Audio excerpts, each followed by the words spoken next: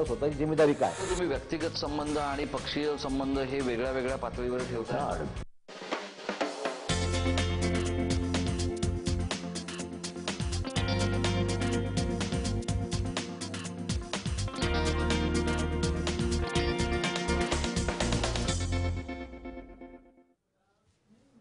नमस्कार, lemon news के खास कार्यक्रम करियर का फंडा में मैं कबीर आप सभी का बहुत बहुत स्वागत करता हूं। जी हाँ, एक बार फिर हम हाजिर हैं लेकर के उन सभी बातों को जो आपके करियर को बनाने के लिए कारगर साबित होती है। आपकी पढ़ाई लिखाई होने के बाद या फिर पढ़ाई लिखाई के दौरान ही आप ऐसी कई पेचीदा मामलों में फंस जाते हैं जिसकी वजह से आप दुविधा में रहते हैं, परेशानी में रहते हैं कि किस करियर को चुने या करियर को चुनने के बाद किस तरह से उस पर आप आगे बढ़े।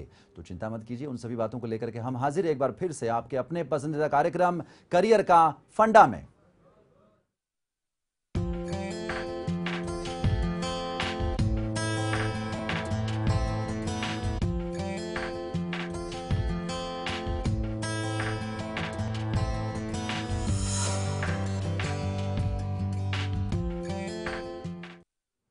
करियर का फंडा में हमेशा की तरह अपने एक्सपर्ट व्यूज देने के लिए और हमें मार्गदर्शन करने के लिए हमारे साथ मौजूद है आज भी प्रोफेशनल लैंग्वेज ट्रेनर, साथ ही साथ career counsellor professor Dayanand Tiwari. Tiwari साहब, आपका बहुत बहुत स्वागत है। जी तिवारी साहब, शुरू करते हैं आज की ये चर्चा। और इस चर्चा में जैसे कि हम सोच रहे थे और हमारे तमाम दर्शक जो है उनकी तरफ से भी हमें बहुत सारी बातें पता चली है और जानना चाहते हैं बहुत सारे अभिभावक भी, बहुत सारे बच्चे भी, कि 10वीं के बाद आखिर में क्या किया जाए, कौन से करियर को अपनाया जाए और किस तरह से 10वीं के बाद पढ़ाई को आगे बढ़ाया जाए या फिर किस तरह की पढ़ाई में शामिल हुआ जाए। तो हम सबसे पहले आज हमारे तमाम दर्शकों को बताना चाहते हैं कि आज हम जो टॉपिक लेने वाले हैं उसमें ज़रूरी बात यही है, इंपॉर्टेंट बात, जो मुद्दा हम आज शामिल करने वाले हैं वो बात यही है कि 10वीं के बाद क्या करना चाहिए, किस तरह के कोर्सेज करने चाहिए, किस तरह के डिप्लोमास करने चाहिए या फिर किस तरह के करियर को अख्तियार करना चाहिए। इसी पर हम चर्चा शुरू करेंगे। और सबसे पहले मैं प्रोफेसर साहब आपसे जानना चाहता हूं, बस सिंपल सा सवाल है, 10वीं के बाद क्या क्या? 10वीं के बाद जी विद्यार्थी यह उधेड़-बुन में रहते हैं कि उन्हें आर्ट्स करना चाहिए, बिल्कुल, कॉमर्स में जाना चाहिए, साइंस में जाना चाहिए या तीनों न कर एक कोई डिप्लोमा करना चाहिए। जी सच ये है कि यहाँ ये एक ऐसा संधिकाल है जहाँ पर कि विद्यार्थी स्कूल छोड़ता है और कॉलेज जाता है। बिल्कुल यहीं से उसके कैरियर संबंधी बातें शुरू होती हैं। जी जो विद्यार्थी आर्ट्स की पढ़ाई करता है, जी आर्ट्स करने के बाद 11वीं 12वीं पढ़ने के बाद जी वह फिर बीए कर सकता है, एलएलबी कर सकता है, बहुत सारे कोर्सेज हैं जो कर सकता है। जी कॉमर्स करने के बाद अधिकतर विद्यार्थी आजकल कंपनी सेक्रेटरी या सीए के कोर्सेज के लिए जाते हैं। जी कॉमर्स के बाद 12th करने के बाद 10वीं के बाद 11वीं 12वीं कॉमर्स करने के बाद थोड़े से ज़्यादा कोर्सेज हैं। जी लेकिन साइंस अगर विद्यार्थी करता है, 11वीं 12वीं साइंस करता है, तो 11वीं 12वीं साइंस के बाद बहुत सारे कोर्सेज हैं, बहुत सारे रास्ते निकलते हैं। जी लेकिन आज हमारा जो विषय है कि 10वीं के बाद क्या, बिल्कुल तो हमने बताया आप आर्ट्स में जा सकते हैं, जी कॉमर्स में जा सकते हैं, साइंस में जा सकते हैं। जी लेकिन उसके अलावा लोगों को ज़्यादातर मालूम नहीं है, जी वह डिप्लोमास हैं। जी बहुत तरह तरह के डिप्लोमास हैं जिन्हें करने के बाद विद्यार्थी डायरेक्ट एम्प्लॉयमेंट पा सकते हैं। ओके कई तरह के विद्यार्थी हैं जो अगर ठीक ठाक हैं तो उन्हें 3 वर्ष के डिप्लोमा करना चाहिए। जी अगर विद्यार्थी ये चाहते हैं कि उनके पास वक्त नहीं है, जी कम समय में कुछ करना चाहते हैं, जी। तो बहुत सारे सर्टिफिकेट कोर्सेज भी अवेलेबल हैं उनके लिए। जी जी जी बिल्कुल ठीक, आपने बहुत अच्छी जानकारी दी और हमारे तमाम दर्शकों को बताना चाहते हैं हम कि अगर 10वीं के बाद क्या करना चाहिए, कौन से करियर को चुनना चाहिए, क्या आपके बच्चे को या आपको जो है कि आर्ट्स में जाना चाहिए, साइंस में जाना चाहिए, कॉमर्स में जाना चाहिए, या फिर आप अगर जल्दबाजी में हैं, जल्दी ही आप अर्निंग मेंबर बनना चाहते हैं, तो क्या आप सीधे डिप्लोमा करके आप किसी करियर की शुरुआत कर सकते हैं। इन सभी तमाम बातों पर चर्चा कर रहे हैं हम और बातों को धीरे धीरे आपके सामने रख रहे हैं। अगर आप समझते हैं कि आपके पास कोई ऐसा सवाल है जो इन बातों से जुड़ा हुआ है, क्या आपके परिवार में, आपके घर में कोई ऐसा बच्चा है जो 10वीं की परीक्षा, 10वीं की पढ़ाई अभी जस्ट खत्म कर चुका है और वो अभी इस दुविधा में है कि आगे क्या किया जाए, तो आप हमें इसी वक्त फ़ोन कर सकते हैं आपके टेलीविजन स्क्रीन पर एक नंबर फ्लैश हो रहा है। करियर की जानकारी के लिए आप संपर्क कर सकते हैं अभी इसी वक्त, और हमारे एक्सपर्ट प्रोफेसर दयानंद तिवारी साहब आपके सवालों के जवाब देंगे। आपकी जो भी दुविधा होगी उससे दूर करने की हम कोशिश ज़रूर करेंगे। तो प्रोफेसर साहब, आपने कहा कि 4 ऑप्शन है, एक तो 10वीं के बाद में आर्ट्स, उसके बाद कॉमर्स, उसके बाद साइंस और फिर उसके बाद डिप्लोमा। तो ये जो आर्ट्स, कॉमर्स और साइंस है ये तो ज़्यादातर लोग जानते हैं, समझते हैं, करते हैं। डिप्लोमा की जो बातें हैं वो बहुत अच्छे से तह तक अगर डिटेल में उनको समझाई जाए तो अच्छा होगा। लेकिन हम शुरू करते हैं आर्ट्स से। आर्ट्स के बारे में आप क्या सोचते हैं? जैसे मान लीजिए 10वीं के बाद अगर उसने आर्ट्स में एडमिशन ले लिया, आर्ट्स की पढ़ाई वो कर रहा है, उसके बाद फिर क्या क्या समझाना चाहेंगे आप? देखिए, आर्ट्स के जो विद्यार्थी हैं जी निश्चित है कि वह 2 चीज़ तो भूल जाते हैं। जब वो आर्ट्स में जाते हैं जी तो उनके पास कॉमर्स और साइंस से रिलेटेड चीज़ें वह चाहते भी नहीं हैं, आर्ट्स में जाते हैं। जी और सच ये है कि 10वीं के बाद 11वीं 12वीं करने पर कोई बहुत सारे ऑप्शंस नहीं होते हैं। जी आर्ट्स में 12वीं के बाद उन्हें ग्रेजुएशन तो करना ही पड़ता है। बिल्कुल। अगर वह ग्रेजुएशन नहीं करते तो उनका करियर लगभग समाप्त हो जाता है। हाँ, कुछ विद्यार्थी हैं जो 12वीं के बाद कुछ छोटे मोटे सर्टिफिकेट कोर्स करने के लिए थोड़ा प्रयत्न करते हैं, लेकिन कुल मिलाकर यह माना जाता है कि जो विद्यार्थी आर्ट्स में जाते हैं उन्हें ग्रेजुएशन तो करना ही पड़ता है। और ग्रेजुएशन के बाद वह मीडिया में जाते हैं, सिविल सर्विसेज में जाते हैं, पुलिस में जाते हैं, रेलवे रिक्रूटमेंट बोर्ड में जाते हैं, तरह तरह के ऑप्शंस उनके खुल जाते हैं। जी जी बिल्कुल। लेकिन यह है कि 10वीं के बाद 11वीं 12वीं करने पर कोई बहुत सारे कोर्सेज उनके लिए अवेलेबल नहीं है। Okay okay. तो मतलब जो कि उनको ग्रेजुएट करना कंपलसरी है। हाँ, लगभग उन्हें करना पड़ता है। बिल्कुल, ग्रेजुएट होना ज़रूरी है। और ग्रेजुएशन होने के और भी कई फ़ायदे हैं। उसकी पर्सनालिटी भी डेवलप हो जाती है, तब तक उसको अंदाज़ा भी हो जाता है कि जो एक अपरिपक्व जो उसकी मानसिकता या उसकी जो पर्सनालिटी होती है, जो 10वीं के बाद खास करके, वो एक परिपक्व मानसिकता, परिपक्व जो व्यक्ति, उसका व्यक्ति विशेष, उसकी जो पर्सनालिटी है वो डेवलप होती जाती है। फिर उसकी जो है कि दिमाग भी उसके खुल जाते हैं और वो धीरे धीरे बातों को समझने लगता है और वो खुद भी अपनी एक राय बनाने के लिए सक्षम हो जाता है कि हाँ, मुझे इस समय इस करियर को चुनना सही होगा। वैसे प्रोफेसर साहब, एक बात मैं बीच में पूछना चाहता हूं आपसे कि 10वीं के बाद वो किस स्ट्रीम में जाना चाहिए, वो कोई भी लड़का, कोई भी छात्र, ये अभिभावक अगर ठहराए ज़्यादा ज़रूरी है या उस लड़के ने खुद पहल करके, उस छात्र ने खुद पहल करके कहना चाहिए कि नहीं, मुझे इस स्ट्रीम में जाना है, आर्ट्स में, कॉमर्स में, साइंस में, या मुझे डिप्लोमा करना है? आपको क्या लगता है? या मित्रों के गाइडेंस से या टीचर्स के गाइडेंस से या माता पिता के गाइडेंस से कैसे करना चाहिए उसने?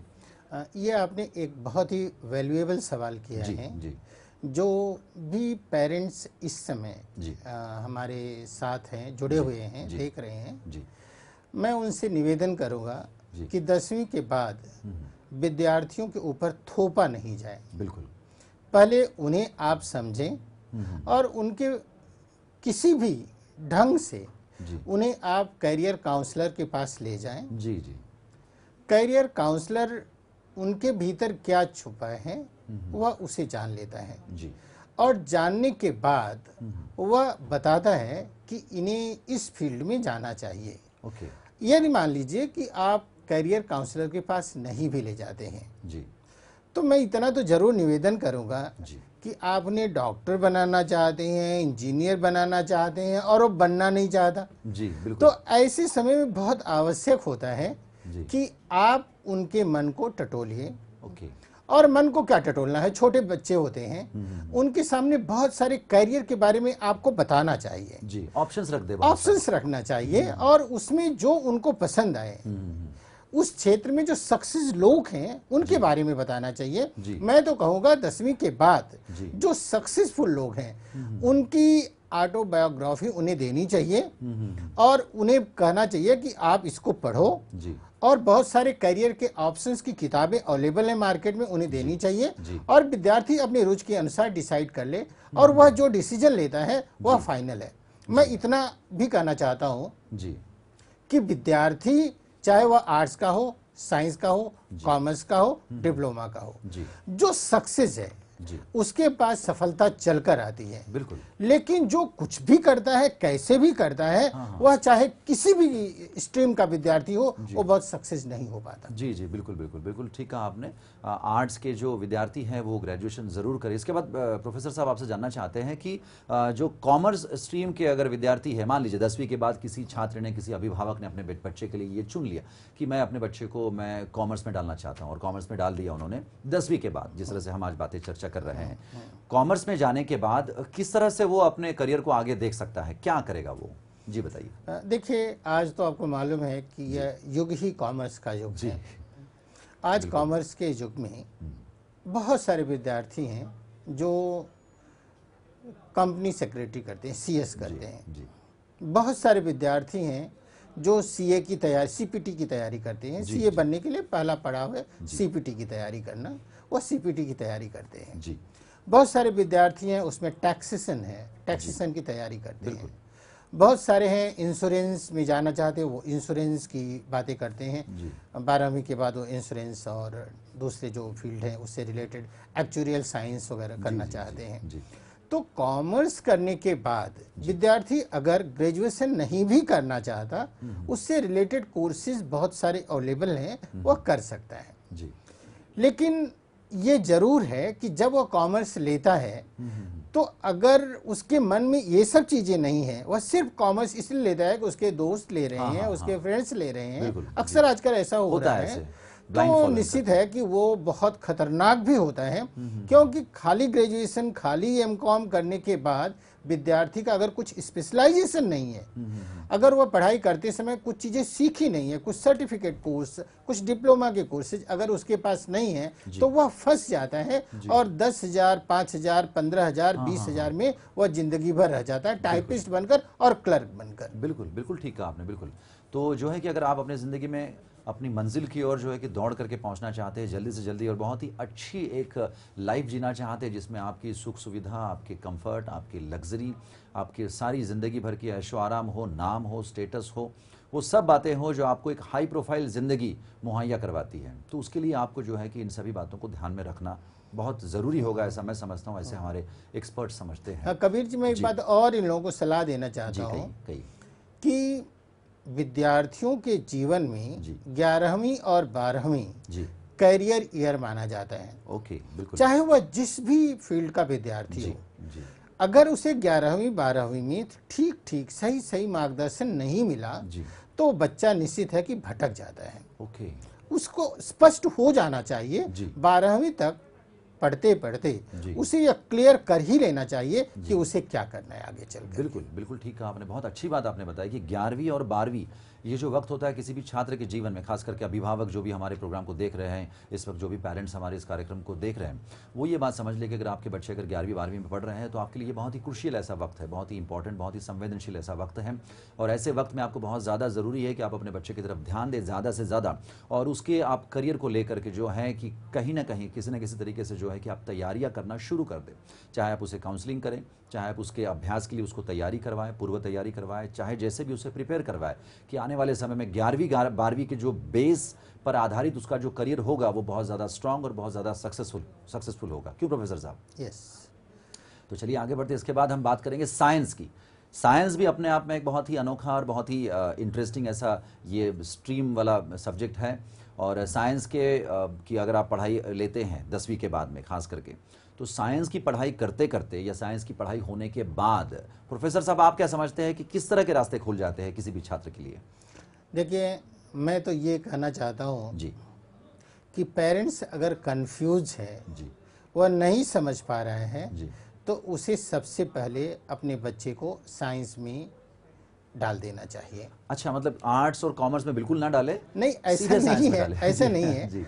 अगर उसने अपने बच्चे के करियर के लिए चुनाव नहीं कर लिया है, चुनाव नहीं कर पाया है, अब क्या है, आर्ट्स वाला आर्ट्स में ही जा सकता है, कॉमर्स वाला कॉमर्स में जा सकता है, बट लेकिन साइंस जो है वो साइंस करने के बाद विद्यार्थी कॉमर्स में भी जा सकता है और आर्ट्स में भी जा सकता है। बहुत अच्छी बात आपने बताई। जी। और सबसे बड़ी बात यह है कि सच ये है कि जो विद्यार्थी साइंस की पढ़ाई करता है, साइंस में पूरे कैरियर ही कैरियर भरे पड़े हैं। जी आज जी बहुत सारे लोग हैं जो कहते हैं कि साइंस क्यों पढ़ना, साइंस क्यों पढ़ना चाहिए, उसमें क्या होगा, मेडिकल है, इंजीनियरिंग है। लेकिन मैं आपको बताऊं जी, कि 250-300 से ज़्यादा कोर्सेज हैं बिल्कुल। जो साइंस करने के बाद विद्यार्थी कर सकते हैं। क्या बात है, वाह, बिल्कुल। प्रोफेसर साहब, यहाँ पर हमारे साथ फोन लाइन पर जुड़े हमारे एक कॉलर हैं, दर्शक, हम उनसे बात करना चाहेंगे। हेलो हेलो, बांद्रा से सिद्दीकी, हेलो, बांद्रा से सिद्दीकी साहब हमसे जुड़ना चाह रहे थे, उनका शायद फ़ोन कट गया। बहुत अच्छी बात आपने, अनोखी बात बताई प्रोफेसर साहब कि अगर किसी भी तरह से अगर कोई भी अभिभावक, पेरेंट्स अगर अपने बच्चों को लेकर के बहुत चिंतित हैं और वो ये इस नतीजे पर नहीं पहुंच पा रहे हैं कि किस करियर में डाले, किस स्ट्रीम में डाले, आर्ट, साइंस या कॉमर्स, तो वो जो है कि साइंस में डाल दे, उसके बाद बहुत सारे रास्ते, बहुत सारे विकल्प खुल सकते हैं। प्रोफेसर साहब, आप बता रहे थे, प्लीज़ उसे कंटिन्यू कीजिए। नहीं, क्या होता है कि जब विद्यार्थी साइंस पढ़ता है जी तो साइंस में बहुत सारे विद्यार्थी जी। हैं जो फिजिक्स, केमिस्ट्री, मैथमेटिक्स के साथ जी इलेक्ट्रॉनिक्स या कंप्यूटर लेते हैं। जी। एक मिनट सर, आपको रोकना चाहूँगा फिर से, हमारे साथ फ़ोन वाले हमारे कॉलर जुड़ चुके हैं। Hello hello. हेलो, नमस्कार जी, आपका स्वागत है करियर का फंडा में। अपना छोटा सा परिचय दीजिए प्लीज़। मेरा नाम लाइक सिद्दीकी है, मैं बांद्रा में रहता हूँ। जी, सिद्दीकी साहब, क्या करते हैं आप? एक्चुअली मैं ग्रेजुएट हूँ, पर मेरा 2 रिजल्ट है, तो मैं पूछना चाहता हूँ कि मैं क्या कर सकता हूँ फिर। ओके, ठीक है जी, पूछिए अपना सवाल। प्रोफेसर साहब आपके सवाल का जवाब देंगे। ग्रेजुएशन आपका किस सब्जेक्ट में हुआ है? कॉमर्स में। कॉमर्स में आपने ग्रेजुएशन कर लिया और आपके सर्टिफिकेट हैं 2, हाँ। राइट? तो क्या? आप कहीं भी किसी भी यूनिवर्सिटी से कॉलेज में अगर कहीं एडमिशन नहीं मिलता तो यूनिवर्सिटी के डिस्टेंस एजुकेशन डिपार्टमेंट में जाकर आप अपने मन का जो भी सब्जेक्ट चाहें आप ले सकते हैं। और आज भी मुझे लगता नहीं है कि लेट हुआ है। यदि आप चाहें तो करीना कैंपस में हमारा मुंबई यूनिवर्सिटी का जो डिस्टेंस एजुकेशन का डिपार्टमेंट है वहाँ आप जा सकते हैं और बहुत सारे कोर्सेज हैं, आपके मनचाहे कोर्सेज वहाँ अवेलेबल हैं और आप ले सकते हैं। मुझे शॉर्ट टर्म कोर्स मुझे मिल सकता है इसमें? देखिए, शॉर्ट टर्म कोर्सेज और पूरे कोर्सेज हैं, उसकी लिस्ट है, बंच ऑफ कोर्सेज हैं। आप जो भी चाहें आप सिलेक्ट कर सकते हैं वहाँ पर जाकर, लेकिन आपको जाना पड़ेगा और वहाँ जो डिपार्टमेंट से रिलेटेड लोग हैं उनसे आप बात कर सकते हैं। एक प्रॉस्पेक्टस ले लीजिए, आपके जितने भी आपकी समस्याएं उसका समाधान आराम से मिल जाता है। अच्छा अच्छा, मतलब कि 2 रिजल्ट में कोई प्रॉब्लम तो नहीं है ना? 2 रिजल्ट से कोई प्रॉब्लम नहीं होती है। 2 रिजल्ट होना तो नहीं चाहिए, लेकिन अब हो गया तो आप कर क्या सकते हैं। और अच्छी बात है, आप करना चाहते हैं कर सकते हैं। ठीक है जी। सिद्दीकी, हमसे बात करने के लिए बहुत बहुत शुक्रिया आपका।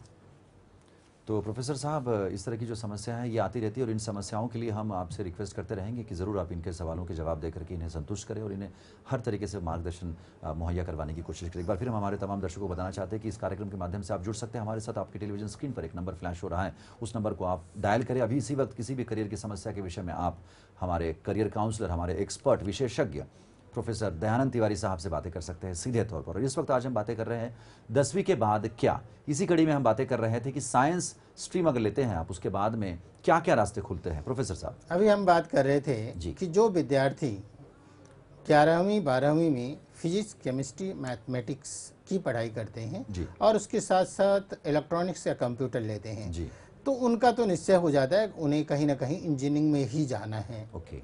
लेकिन बहुत सारे विद्यार्थी होते हैं जो फिजिक्स, केमिस्ट्री, मैथमेटिक्स और बायोलॉजी भी रखते हैं। जी जी, बिल्कुल। तो बायोलॉजी होने से क्या होता है कि उनके ऑप्शन दोनों तरफ खुले रहते हैं। मेडिकल में भी और हाँ, वो मेडिकल में भी जा सकते हैं, क्योंकि मेडिकल का जो एंट्रेंस एग्जाम होता है और उसका जो मिनिमम रिक्वायरमेंट है वह 50% फिजिक्स, केमिस्ट्री, बायोलॉजी में है।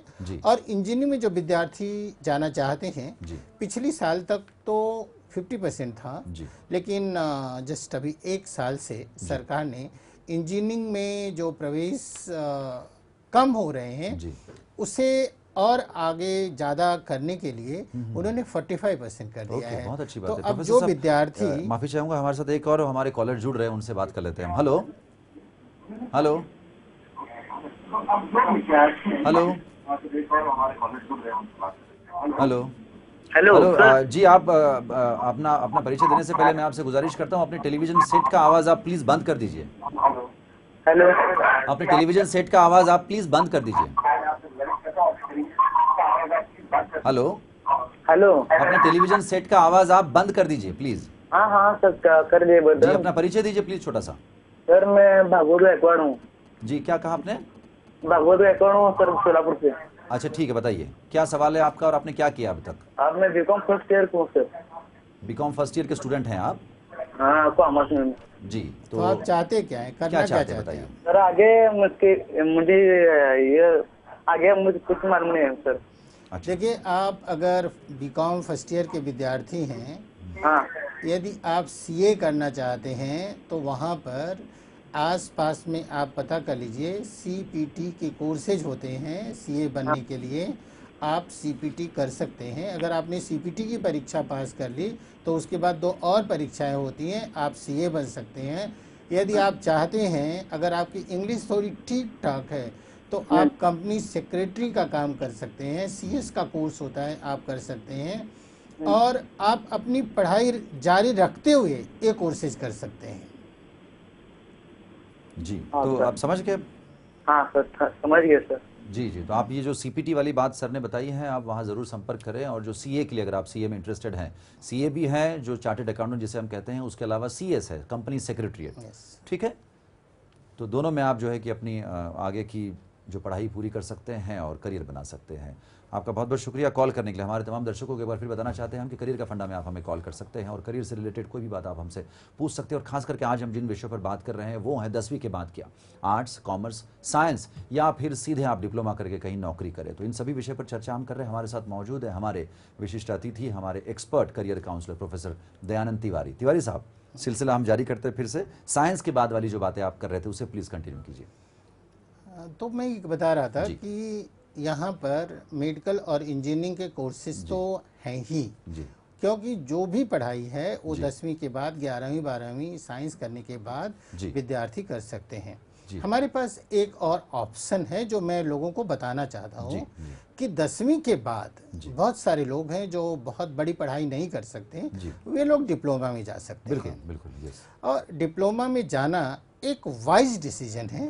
शर्त ये कि वह सतर्क होकर मेहनत से डिप्लोमा करें। जी अब डिप्लोमा की जो प्रॉब्लम्स हैं वो ये हैं जी कि 3 साल का यह कोर्स होता है। जी 3 साल के इस कोर्स में विद्यार्थी अगर ठीक ढंग से पढ़ाई करते हैं जी। तो डिप्लोमा के बाद हमारे यहाँ पर राज्य सरकार में, केंद्र सरकार में, जी। रेलवे में, जी। बहुत जगहों पर दुनिया भर के करियर अवेलेबल हैं। क्या बात है, बहुत अच्छी आपने बात छेड़ी है यहाँ पर। मैं एक बार प्लीज रुकना चाहूंगा आपको। हमारे साथ फोन लाइन पर जुड़े एक और हमारे कॉलर जीवन। Hello hello. हेलो जी, नमस्कार, आपका स्वागत है करियर का फंडा में। हाँ जी बताइए, आपने टेलीविजन सेट का आवाज आप प्लीज बंद कर दीजिए। आप हमारी आवाज को सुनिए फोन पर। आप मेरी आवाज सुन रहे हैं? आप अपने टेलीविजन सेट का आवाज बंद कर दीजिए प्लीज। हाँ, बंद कर दिया। जी, अपना नाम बताइए और बताइए आप क्या कर रहे हैं अभी। मेरा नाम शिवम सिंह है, मैं 11 साइंस से हूँ। जी, और क्या चाहते हैं आप? 11 मैं साइंस में आप पढ़ रहे हैं अभी? हाँ, मुझे आगे का इंटरेस्टन चाहिए, क्या करना चाहिए 12th के बाद। कुछ आपने सोच के रखा है? आपकी क्या इंटरेस्ट है, आपका क्या हाँ, चाहते हैं? मेडिकल में जाना चाहता हूँ। मेडिकल में जाना चाहते हैं प्रोफेसर साहब? शिवम जी, आप मेडिकल में जाना चाहते हैं, आपका 10th में कितना परसेंट मार्क्स हैं? 10वीं आप में अपने टेलीविजन सेट का आवाज बंद कर दीजिए प्लीज। वो आवाज डबल हो रहा है, इको हो रहा है। आगे जाना चाहता हूँ मेडिकल फील्ड में। जी जी, तिवारी साहब यदि आप बताइए। मेडिकल में जाना चाहते हैं तो आप फिजिक्स, केमिस्ट्री और बायोलॉजी पर कंसंट्रेट कीजिए। 11वीं की बायोलॉजी, फिजिक्स और केमिस्ट्री तीनों बहुत अच्छे ढंग से पढ़िए। इसके अलावा 12वीं के तीनों सब्जेक्ट ठीक ढंग से पढ़िए, क्योंकि आगे आने वाली जो परीक्षा है, अभी तो नीट के बदले दूसरी परीक्षा आ रही है। जी, जी। लेकिन आज ही नोटिफिकेशन है जी। कि उस परीक्षा का लेवल किसी भी तरह से ऑल इंडिया स्तर पर जो नीट की परीक्षा होनी थी उससे कम नहीं होगा। ओके। तो आप इस बात पर ध्यान रखिए कि आपको 11वीं में सब कुछ आना चाहिए, 12वीं में सब कुछ आना चाहिए। उसके अलावा आपका जो महाराष्ट्र स्टेट बोर्ड का पोर्शन है, उसके अलावा 30% सीबीएसई के पोर्शन से जो चीज़ें बच जाती हैं, आपको वो भी पढ़ना है। यदि आप अच्छी तरह से पढ़ाई करते हैं तब आप जाकर गवर्नमेंट कॉलेजेस में सीट पा सकते हैं।